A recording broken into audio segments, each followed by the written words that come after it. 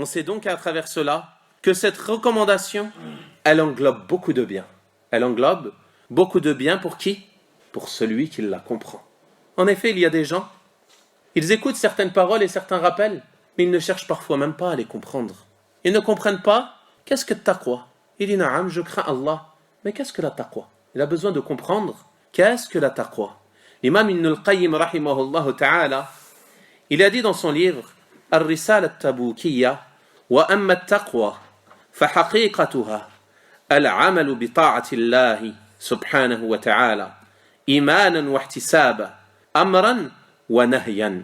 Quant à la taqwa, la crainte d'Allah, la piété, sa réalité, c'est d'œuvrer dans l'obéissance à Allah avec foi et en espérant la récompense. Amran wa nahyan, c'est-à-dire que ce soit un ordre qui provient d'Allah ou une interdiction. On lui obéit en accomplissant ses ordres et en délaissant ses interdictions. فَيَفْعَلُ مَا أَمَرَ اللَّهُ بِهِ إِيمَانًا وَتَصْدِيقًا بِوَعْدِهِ وَيَتْرُكُ مَا نَهَى اللَّهُ عَنْهُ إِيمَانًا بِالنَّهِي وَخَوْفًا مِنْ وَعِيدِهِ. Il dit ensuite, rahimahullah, il fait donc ce qu'Allah a ordonné avec foi et avec croyance en la promesse d'Allah subhanahu wa ta'ala, c'est-à-dire la promesse qu'il a faite à ceux qui lui obéissent.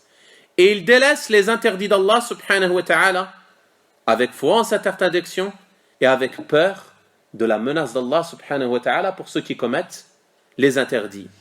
كما قال طلق بن حبيب رحمه الله إذا وقعت الفتنة فأطفئوها بالتقوى. Lorsque la fitna survient, la discorde, les troubles, les dissensions, alors éteignez-les avec quoi? Avec la taqwa, la crainte d'Allah subhanahu wa ta'ala. Ils lui ont alors dit, wa mat taqwa. Qu'est-ce que la taqwa? Il a dit, rahimahullah, an ta'amala bi ta'ati Allah, ala nourin min Allah, tarju thawab Allah, wa an tatruka ma'siyat Allah, ala nourin min Allah, fatakhafa iqab Allah. C'est que tu œuvres dans l'obéissance à Allah, d'une lumière venant d'Allah, c'est-à-dire avec science. Cette lumière, c'est la science. Al-ilm al-nafi'.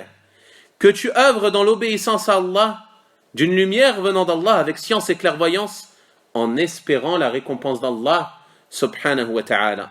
Et que tu délaisses la désobéissance à Allah sur une lumière venant d'Allah, c'est-à-dire avec science, en prenant connaissance de quels sont les interdits d'Allah, en ayant peur du châtiment d'Allah, subhanahu wa ta'ala.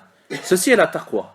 Ceci est la réalité de la taqwa. Et c'est important de comprendre cela afin de profiter de cette recommandation. Si tu comprends réellement ce qu'est la taqwa, lorsqu'on va te dire « ittaqillah », tu vas avoir ses sens en tête. Tu vas comprendre qu'est-ce qu'Allah subhanahu wa ta'ala ordonne à ses serviteurs lorsqu'il dit « Ya ayyuhan nas, ittaqu rabbakum » Oh vous les gens, craignez votre Seigneur. Œuvrez dans l'obéissance à Allah subhanahu wa ta'ala, d'une lumière venant d'Allah, avec science.